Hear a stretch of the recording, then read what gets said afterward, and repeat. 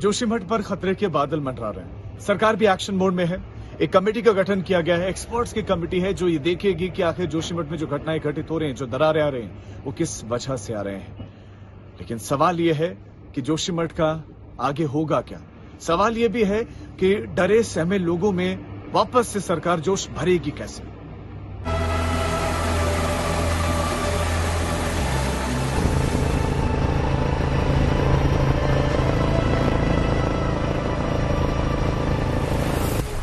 जोशीमठ में दहशत है, डर है, हाहाकार है, लोग सहमे हुए हैं।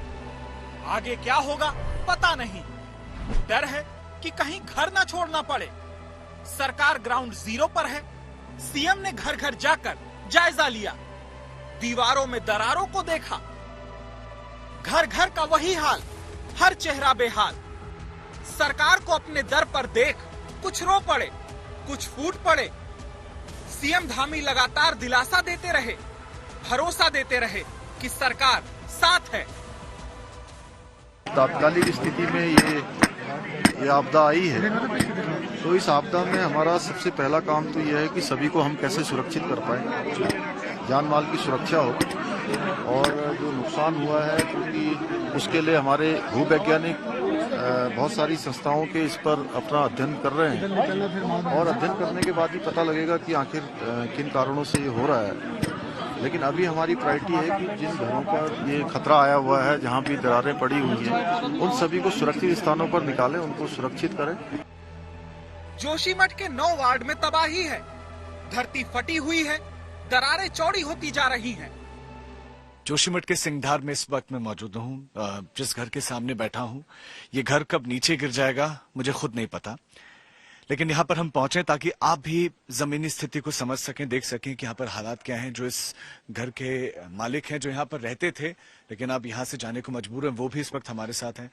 मैम, आपका नाम? लेकिन मैं आपके घर की स्थिति देख पा रहा हूँ कि अब सब चकनाचूर हो चुका, छत, दीवारें, सब। हाँ, वो तो आपको दिख ही रहा होगा भैया। ऐसे देखो, यहाँ पे हम इतने परेशान हैं कि हम आज स्कूल में शिफ्ट है और घर तो टूट रहा है। हमें आने का भी मन नहीं कर रहा है कि हम इसमें यहाँ पे आए।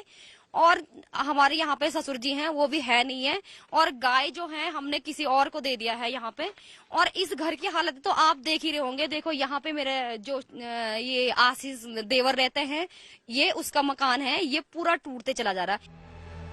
जो अपने घर में रह रहे हैं, उन लोगों को पूरी पूरी रात नींद नहीं आ रही। जिनके घरों में दरारें आ चुकी हैं या जमीन का हिस्सा धंस गया है, वो लोग अपना आशियाना छोड़कर पलायन कर चुके हैं।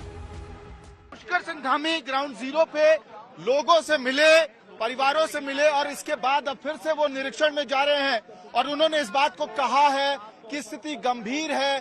फिलहाल राज्य सरकार की जो प्रायोरिटी है वो ये है कि किस तरह से परिवारों को राहत पहुंचाया जाए। उनका ये भी कहना है कि किन कारणों से ये पूरा घटनाक्रम हो रहा है, इसको असर्टेन करने की कोशिश कर रही है राज्य सरकार।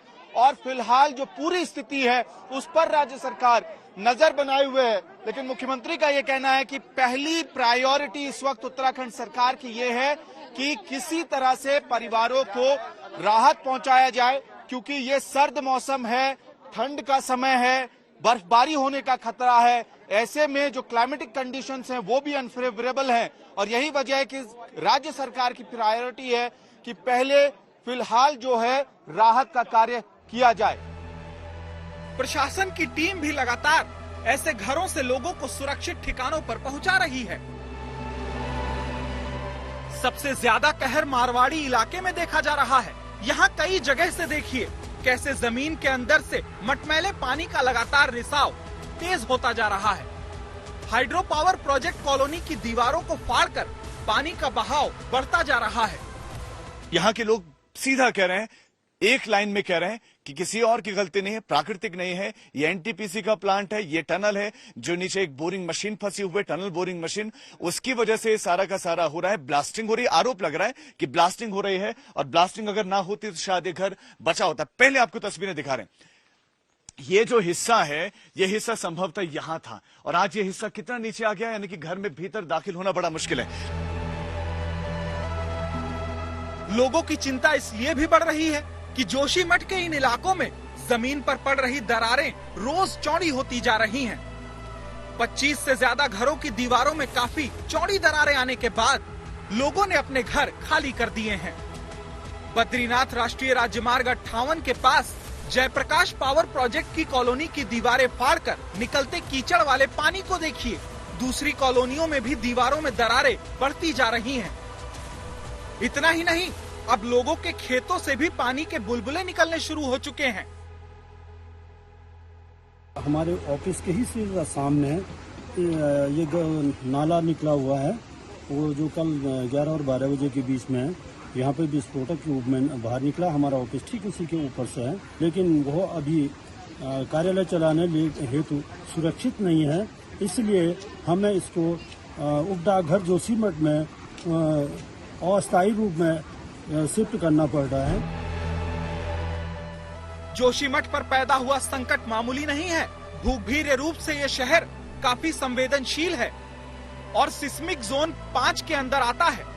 इस शहर में हो रहे धंसाव की आशंका पहले ही पैदा हो गई थी और सरकार के विशेषज्ञों की टीम ने एक रिपोर्ट भी तैयार की थी।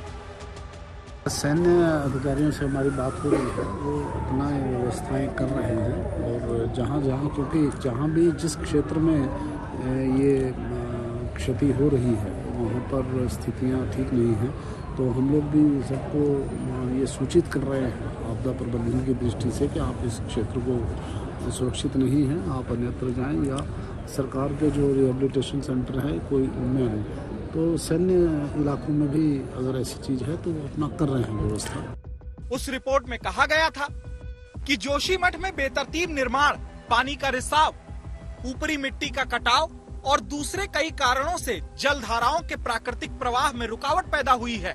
भूगर्भीय रूप से संवेदनशील ये शहर पूर्व पश्चिम में चलने वाली रिस पर मौजूद है।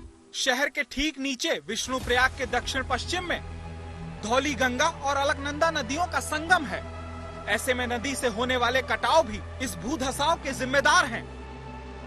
इससे पहले विशेषज्ञों ने 16 से 20 अगस्त 2022 के बीच जोशीमठ का दौरा कर पहली रिपोर्ट सरकार को सौंपी थी, जिसमें कहा गया था कि इस इलाके में सुरक्षा कार्य करने के लिए बड़े पैमाने पर लोगों को दूसरी जगह विस्थापित करना होगा। सरकार अब इस विकल्प पर विचार कर रही है। राजीव ढोंडियाल, अमित भारद्वाज के साथ कमल नयन सिलोड़ी, जोशीमठ आज तक।